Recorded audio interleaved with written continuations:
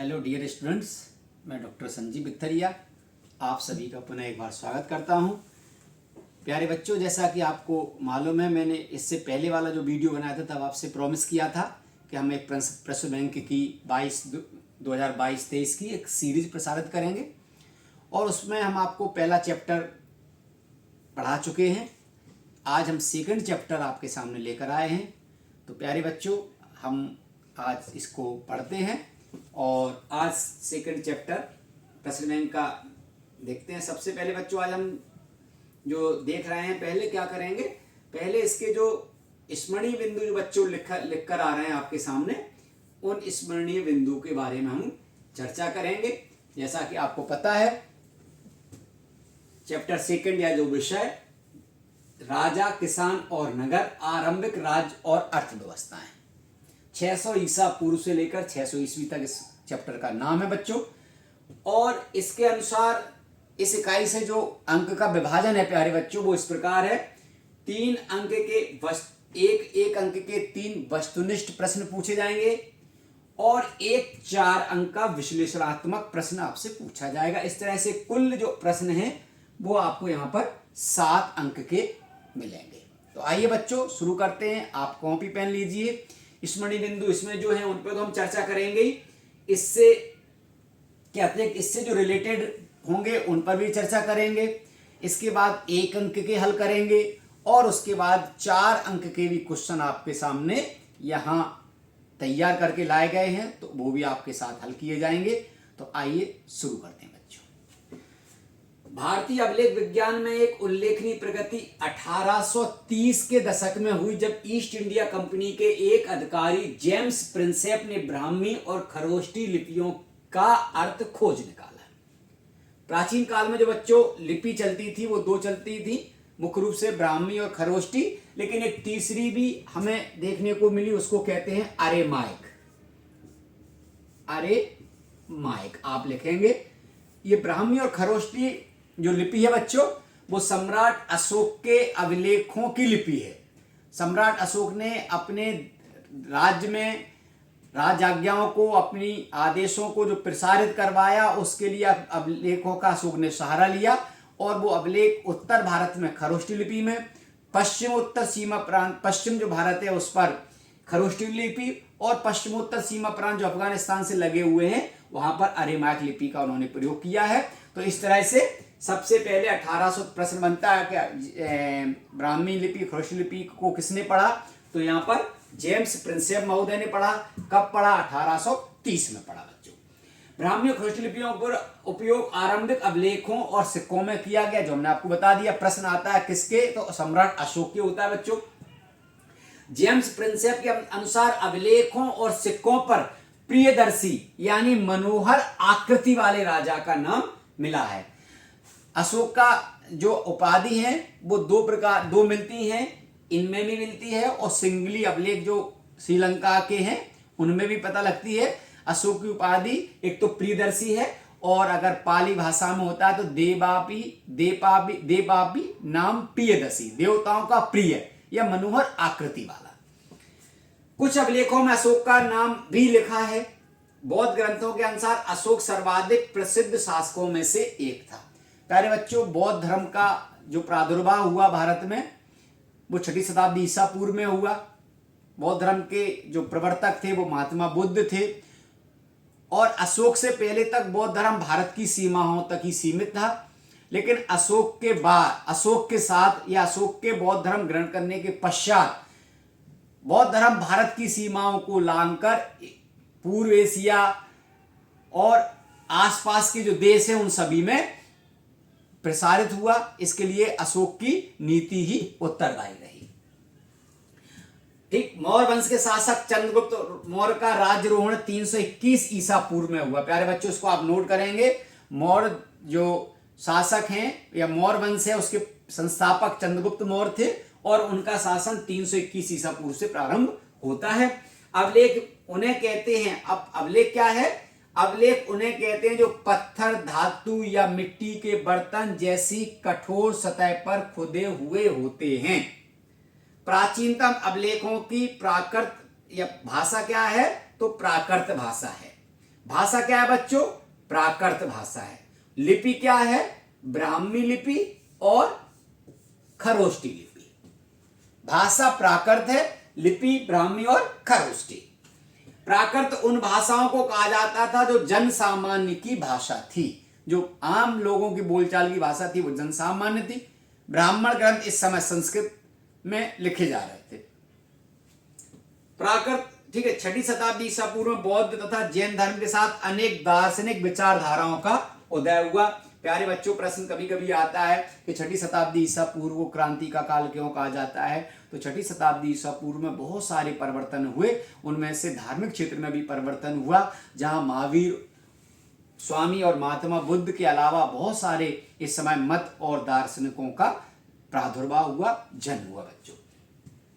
6वीं शताब्दी ईसा पूर्व बौद्ध तथा जैन धर्म के साथ अनेक दार्शनिक विचारधाराओं का उदय हुआ। बौद्ध तथा जैन ग्रंथों में महाजनपदों के नाम 16 मिलते हैं। प्रश्न आता है महाजनपदों की संख्या, तो 16 है। उनका सबसे ज्यादा प्रमाणिक स्रोत क्या है? तो बौद्ध एवं जैन ग्रंथ हैं। लेकिन बौद्ध ग्रंथ और जैन ग्रंथों में बच्चों दोनों में ये 16 महाजनपदों के नाम अलग अलग मिलते हैं। इनमें नाम भी दिए गए हैं, बज्जी, मगध, कौशल, कुरु, गांधार, पांचाल, अवंती जैसे नामों में एक रूपता है। वैसे तो कई नाम है, लेकिन इन नामों में एक रूपता है। यहां पर आपको एक और इंपॉर्टेंट बात बताता चलूं कि आपसे कभी पूछ सकते हैं कि मध्य प्रदेश में कौन सा महाजनपद था? तो मध्य प्रदेश में अवंती महाजनपद था, और अवंती ही महाजनपद को बच्चों आज हम उज्जैन के नाम से जानते हैं। अवंती यानी उज्जैनी भी बोलते थे, उज्जैन भी बोलते थे। जनपद का अर्थ एक ऐसा भूखंड जहां कोई जन अपना पांव रखता है। जनपद जहां लोगों के पैर पड़ते, जहां लोगों का निवास होता है, उसको जन बोला। जनसंख्या जब बढ़ी तो वो महाजनपद हो गए। जैसे कुरु जनपद था, वो उससे महाजनपद हुआ, जो हम आज इसके अगले वाले अध्याय में पढ़ेंगे महाभारत के विषय में, वो यही है बच्चों। अधिकांश महाजनपदों में राजा का शासन होता था, लेकिन गण और संघ के नाम से प्रसिद्ध राज्यों में कई लोगों का समूह शासन करता था। ये यहाँ एक और बात बता दूं कि 16 महाजनपदों के साथ साथ 10 गणराज्य भी थे इस समय, और 10 ही गणराज्य, इन 10 गणराज्यों में से एक गणराज्य का नाम था शाक्य गणराज्य, और उस शाक्य गणराज्य के मुखिया के ही पुत्र थे महात्मा बुद्ध बच्चों। महावीर स्वामी और गौतम बुद्ध इन्हीं गणों से संबंधित थे। प्रत्येक महाजनपद की अपनी एक राजधानी होती थी, जिसे प्रायः किलों से घिरा जाता था। लगभग 6वीं शताब्दी ईसा पूर्व से संस्कृत में ब्राह्मणों ने धर्मशास्त्र नामक ग्रंथ की रचना शुरू की। इसमें शासक सहित अन्य के लिए नियमों का निर्धारण किया गया है।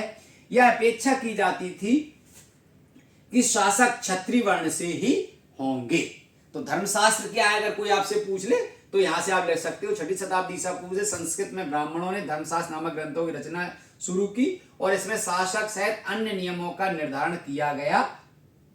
ठीक। 6वीं शताब्दी से 14वीं शताब्दी ईसा पूर्व में मगध आधुनिक बिहार सबसे शक्तिशाली गणराज्य था। 16 महाजनपदों में मगध सबसे गणराज्य शक्तिशाली था, और मगध के नेतृत्व में ही भारत में राष्ट्रीय एकता की स्थापना हुई। मगध ने जो साम्राज्य विस्तार का कदम उठाया वो बिंबिसार के समय में हुआ, और अशोक के समय में इसका पूर्ण रूप से मगध का विस्तार पूरे भारत में फैल गया कलिंग युद्ध के साथ बच्चों। प्रारंभ में राजगाह बहुत इंपॉर्टेंट है, सो बच्चों आप इसको नोट करेंगे। प्रारंभ में राजगाह जो आधुनिक बिहार के राजगीर का प्राकृतिक नाम था, मगध की राजधानी थी। राजगाह का अर्थ होता है राजा का घर। बाद में बच्चों जो आपको पता है, ये इसमें नीचे लिखिए, 14वीं शताब्दी ईसा पूर्व में पाटलिपुत्र बाद में राजधानी बनाई गई, जो अब पटना के नाम से जानी जाती है। और पाटलिपुत्र यानी पाटलिपुत्र को जो बसाने का काम किया वो किसने किया? उदयन ने किया। कहीं कहीं उनका नाम उदय भी मिलता है, उदयन। मौर्य साम्राज्य संस्थापक चंद्रगुप्त मौर्य का पश्चिमोत्तर में अफगानिस्तान, बलूचिस्तान तक साम्राज्य फैला हुआ था, यह आपको याद करना है। सम्राट अशोक का चंद्रगुप्त मौर्य जो संस्थापक थे मौर्य वंश के, उनका साम्राज्य अफगानिस्तान की सीमाओं तक फैला हुआ था। अशोक ने 261 ईसा पूर्व में कलिंग यानी आधुनिक उड़ीसा पर विजय प्राप्त की, जो आपसे हम पहले ही चर्चा कर चुके थे कि अशोक की सबसे एकमात्र सबसे महत्वपूर्ण विजय थी कलिंग युद्ध थी, और कलिंग विजय से ही अशोक का मन परिवर्तित हुआ और वो बौद्ध धर्म को उन्होंने ग्रहण करके युद्ध विजय की जगह धम्म विजय का प्रोग्राम बनाया। अर्थशास्त्र चाणक्य की कृति का नाम है और उसका विषय वस्तु राजनीति है। हमें ये नहीं भूल जाना चाहिए कि अर्थशास्त्र का मतलब राजनीति शास्त्र से होगा, वो सॉरी इकोनॉमिक्स को से होगा, वो इकोनॉमिक्स से उसका नहीं है, उसको पॉलिटिकल ग्रंथ है वो। और चाणक्य थे कौन? चाणक्य मंत्री थे, इनका नाम विष्णुगुप्त कौटिल्य मिलता है। किनके मंत्री या महामंत्री थे? चंद्रगुप्त मौर्य के महामंत्री थे, और उनके वो राजनीतिक गुरु भी थे बच्चों। अशोक वह पहला सम्राट था जिसने अपने अधिकारियों और प्रजा के लिए संदेश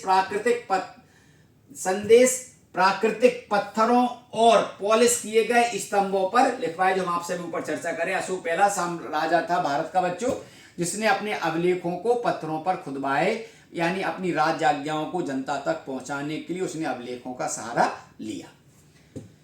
इलाहाबाद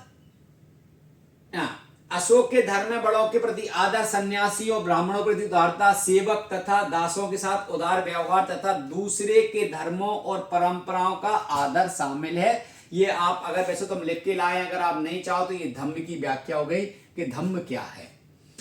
इलाहाबाद जिसको प्रयाग प्रशस्ति भी कहते हैं, इलाहाबाद स्तंभ मतलब क्या लिखेंगे?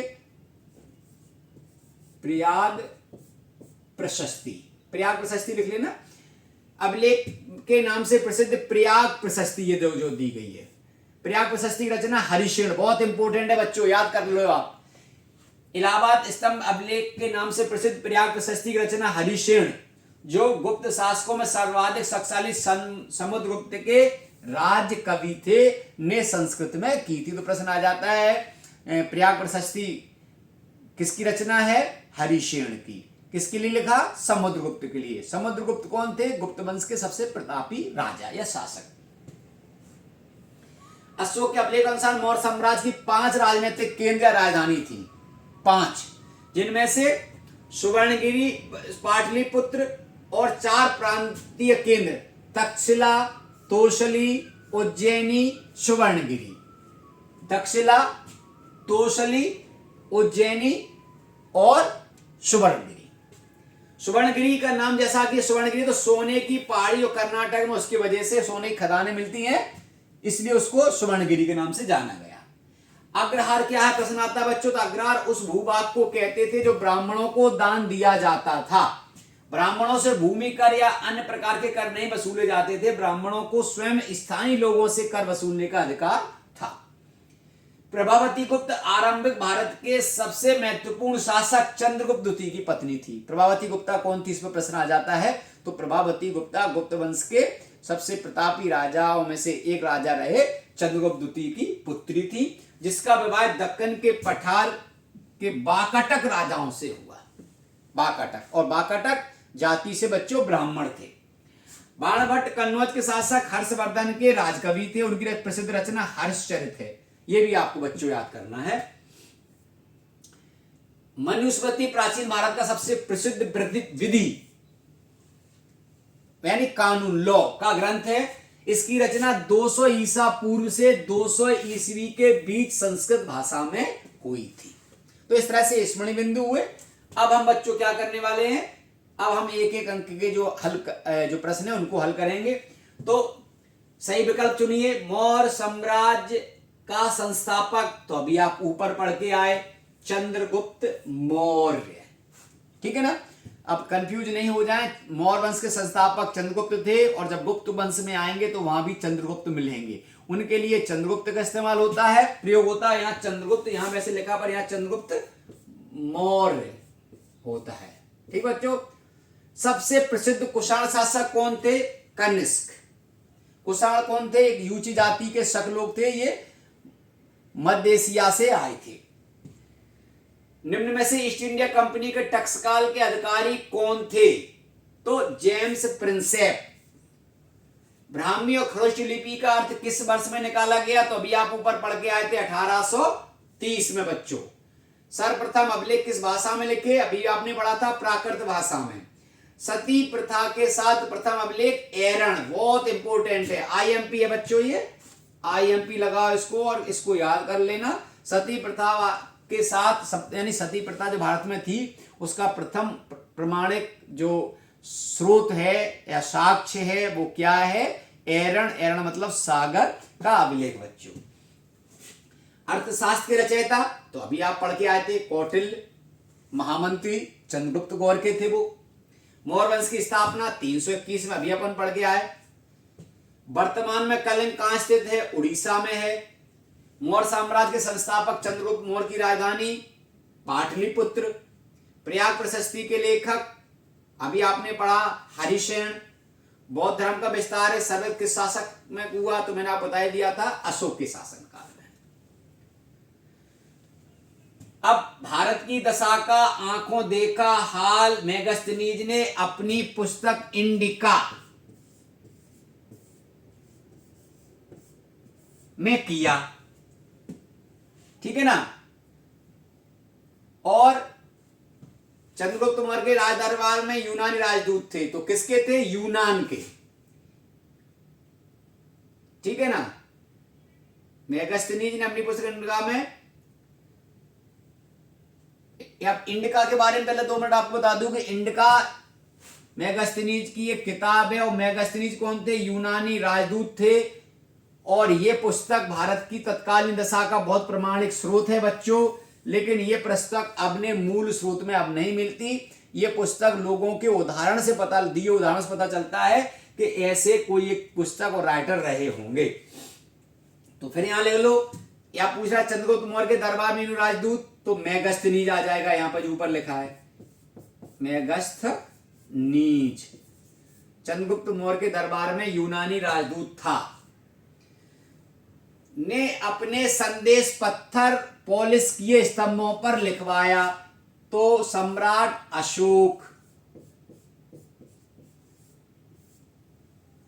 हरिसेन समुद्रगुप्त के राजकीय कवि थे।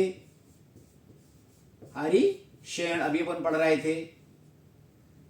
घर के मुखिया को क्या बोलते हैं? कुलपति।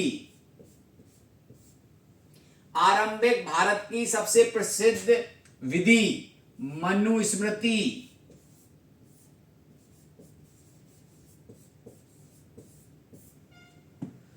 हर्षवर्धन के राजकवि, अभी हमने पढ़ा था ना हर्षवर्धन के राजकवि। यहां देखो आप, मैंने कहा भी था आपसे कि बच्चों ये याद कर लो।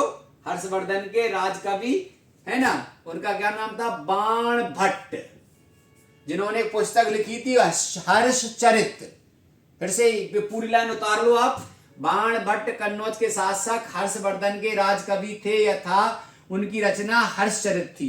हर्ष के ऊपर उन्होंने रचना लिखी, इसलिए उसको नाम दिया उन्होंने हर्षचरित। उसकी रचनाकार थे वो। हर्षचरित के रचनाकार कौन हो जाएंगे? तो बाण भट्ट हो जाएंगे। चलो ठीक। प्रभावती गुप्ता की शादी वाकटक नरेश के साथ, वाकटक राजा या नरेश के साथ। सांची स्तूप का निर्माण अशोक के शासनकाल में। सिक्कों के अध्ययन को मुद्रा शास्त्र कहते हैं।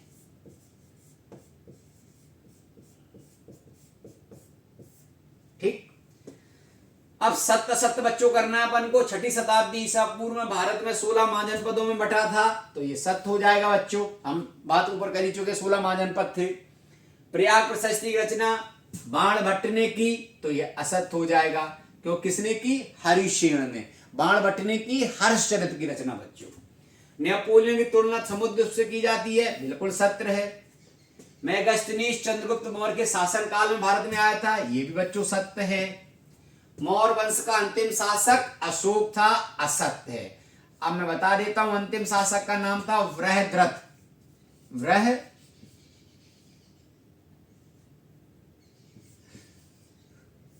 बृहद्रथ, क्या नाम है? बृहद्रथ। अंतिम शासक मौर्य शासक बृहद्रथ, प्रेरक शासक चंद्रगुप्त मौर्य। मौर्य वंश का प्रथम शासक का नाम चंद्रगुप्त मौर्य, अंतिम शासक का नाम बृहद्रथ। प्रभावती गुप्त वाकटक वंश की राजकुमारी थी? नहीं थी, वो उनकी पत्नी थी वाकटक वंश की। कुषाण शासकों ने देवपुत्र की उपाधि धारण की? यस, सही है। ठीक। सम्राट अशोक ने सुदर्शन झील का जीर्णोद्धार करवाया, सही है। भूमि का वह भाग जो ब्राह्मणों को दान दिया जाता था अग्रहार कहलाता था बच्चों, ये भी सही है। प्रथम शताब्दी ईस्वी में सोने के सिक्के कुषाण राजाओं ने सही जारी करवाए, ये भी सही है बच्चों। अब आ जाओ सही जोड़ी मिला लेते हैं अपन।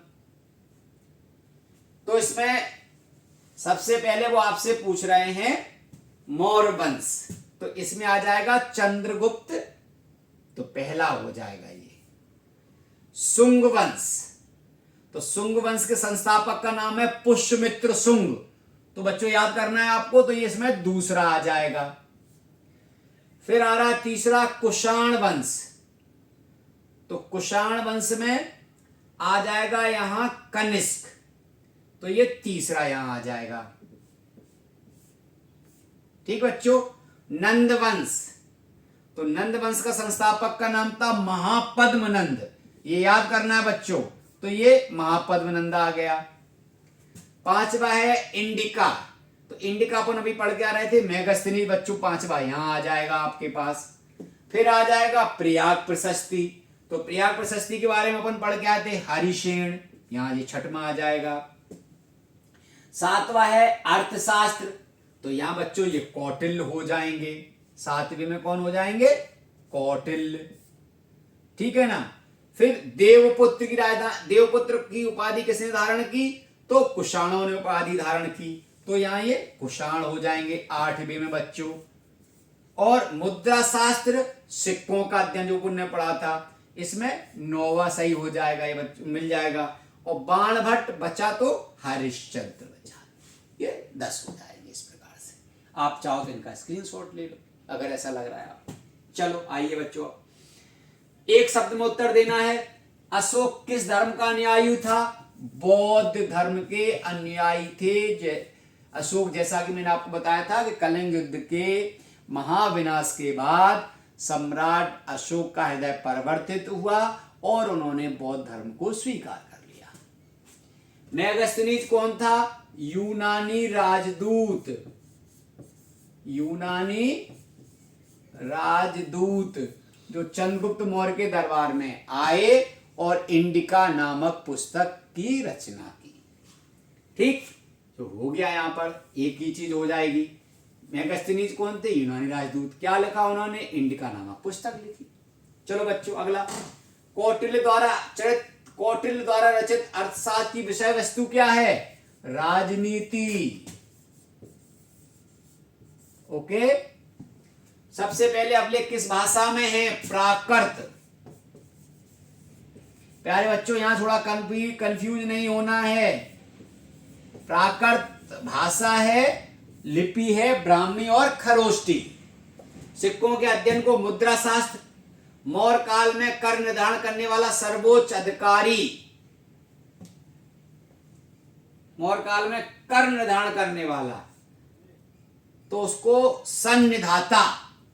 बड़े पैमाने पर सोने के सिक्के किनके द्वारा चलाए गए, कुषाणों के द्वारा, कुषाण शासकों द्वारा। राजगाह शब्द राजा का घर,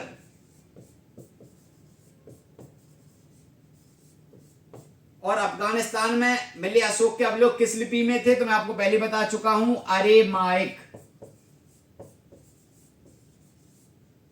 ठीक, चलो अब बच्चों इसमें जैसा कि विश्लेषणात्मक प्रश्न दिए गए, तो मैंने आपसे कहा था कि विश्लेषणात्मक प्रश्न भी हल करेंगे। ये प्रश्न हैं वो लगभग सारे प्रश्न तो वैसे मैं कोशिश करके लाया हूं, फिर भी जो इंपॉर्टेंट है वो तो आपके सामने लेकर आया ही हूं। तो आइए बच्चों, सबसे हम पहले प्रश्न है, अतीत के पुनर्निर्माण में अभिलेख शास्त्रियों के समक्ष आई किन्हीं 3 समस्याओं को लिखिए।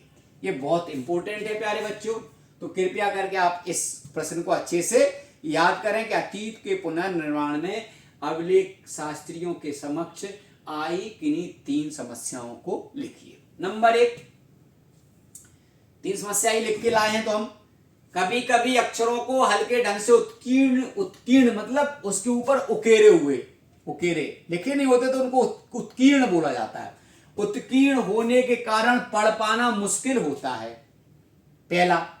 दूसरा, अवलेखों के शब्द के वास्तविक अर्थ के बारे में पूर्ण रूप से ज्ञान हो पाना सदैव सरल नहीं हो पाता, क्योंकि किसी भी शासन काल की लिखावट कभी कभी अलग अलग होती है, तो उन लिखावट के अनुसार कभी कभी शब्दों को ढंग से पढ़ नहीं पाना, या शब्द कहीं एक जगह डले रहे तो वो घिस्से भी गए, तो ये भी एक बड़ी कठिनाई आती है। तो अभिलेखों के शब्दों को वास्तविक अर्थ के बारे में पूर्ण रूप से ज्ञान हो पाने में सदैव सरल नहीं होता, क्योंकि कुछ अर्थ किसी विशेष स्थान या समय से संबंधित भी होते हैं। तीसरा बच्चों, अभिलेख हमेशा उन्हीं व्यक्तियों के बारे में विचार व्यक्त करते हैं जो उन्हें बनवाते थे, इसलिए अभिलेखों में व्यक्त विचारों की समीक्षा अन्य विचारों के परिप्रेक्ष्य में करनी होगी, ताकि अपने अतीत का बेहतर ज्ञान हो सके। ये भी एक दिक्कत है, कभी राजा ने किसी ने के लिए लिखा गया तो उसको ज्यादा महिमामंडित कर दिया, ये भी एक समस्या हो सकती है बच्चों। अब अगला है, 6ठी शताब्दी ईसा पूर्व के सिक्कों के अध्ययन से किस प्रकार इतिहासकारों को विभिन्न प्राचीन राज व्यवस्था के बारे में जानकारी मिलने में सहायता मिली। ये बच्चों दो प्रश्न बहुत इंपॉर्टेंट बनेंगे। एक तो किसके लिए बनेगा महत्वपूर्ण बच्चों प्रश्न, एक तो बनेगा अभिलेख शास्त्रियों के लिए, ठीक है ना। दूसरा, अब एक तो हो गया क्या, यहां पर क्या हो गया, किसके लिए, 6ठी शताब्दी से पूर्व सिक्कों का अध्ययन, ठीक है ना। एक तो सिक्कों का अध्ययन हो गया, ठीक, और सिक्कों के अध्ययन के लिए फिर क्या हो जाएगा, सिक्कों का अध्ययन एक हो जाएगा नंबर 1, और नंबर 2 इसी में एक प्रश्न आपसे पूछ लिया जाता है कि किस प्रकार से अभिलेख भी महत्वपूर्ण होते हैं। तो आपको यहां दो प्रश्न याद करना पड़ेंगे बच्चों, एक सिक्कों का और एक अभिलेखों का, दोनों का लगभग मिलता जुलता है, तो आप कृपा करके इन दोनों को याद कर लें। सिक्कों पर अंकित तिथि से जारी करने वाले शासक की ऐतिहासिकता के विषय में प्रमाणिक जानकारी मिलती है, ठीक, एक पहला इंपॉर्टेंट पॉइंट हो गया।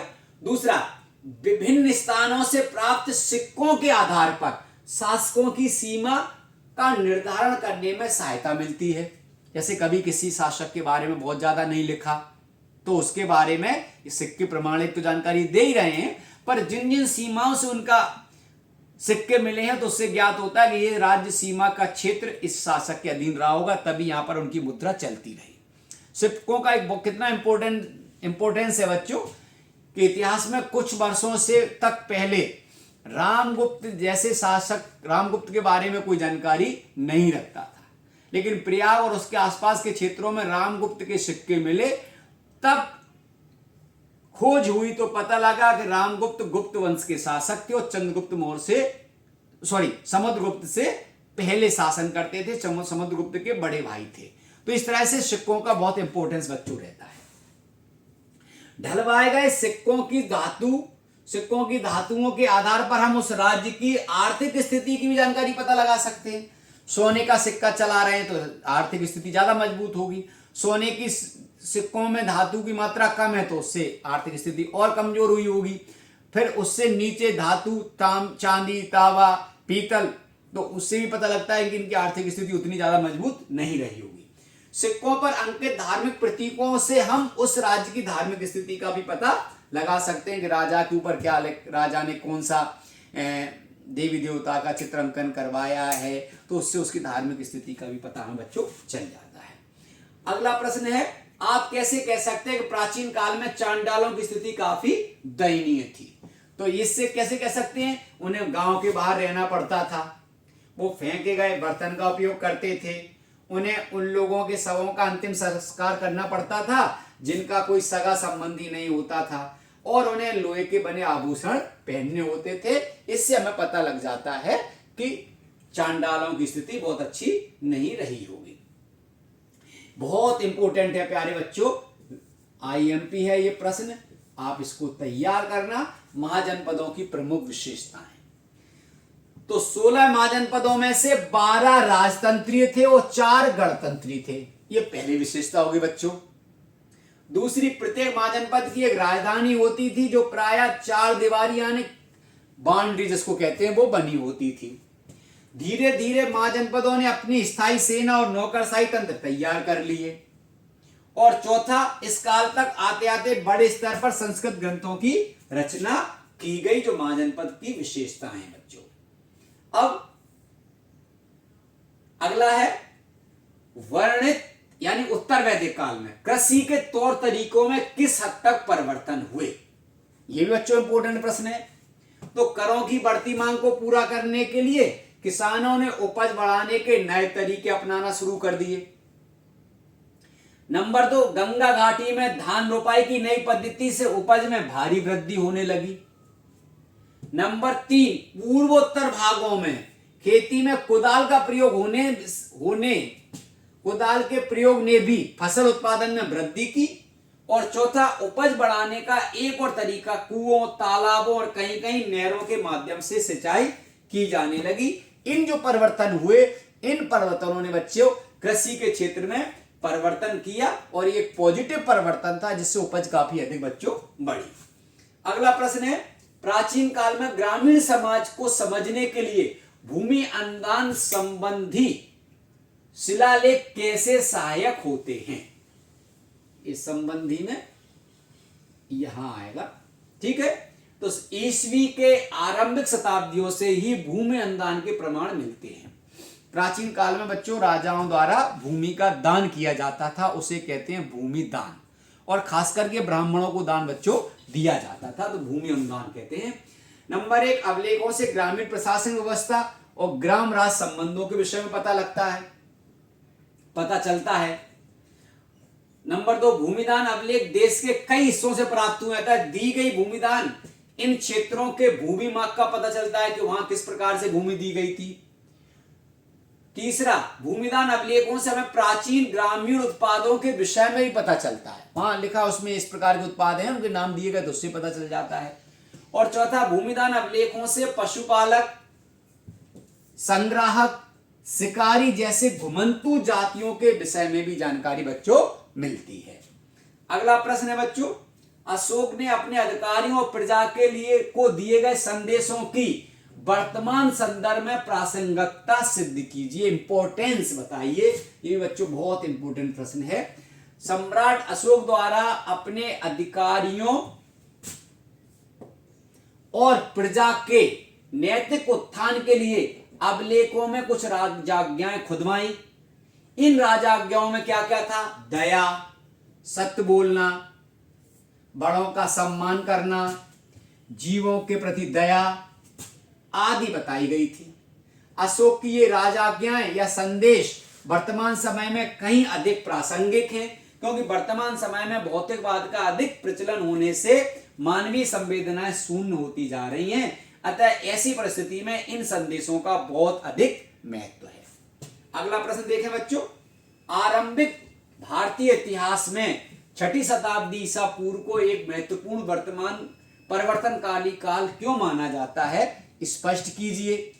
तो इसमें आरंभिक भारतीय इतिहास में 6ठी शताब्दी ईसा पूर्व को महत्वपूर्ण परिवर्तनकारी काल इसलिए माना जाता है क्योंकि इस काल में लोहे की खोज से जंगलों को साफ कर व्यापक पैमाने पर कृषि भूमि का विस्तार किया गया।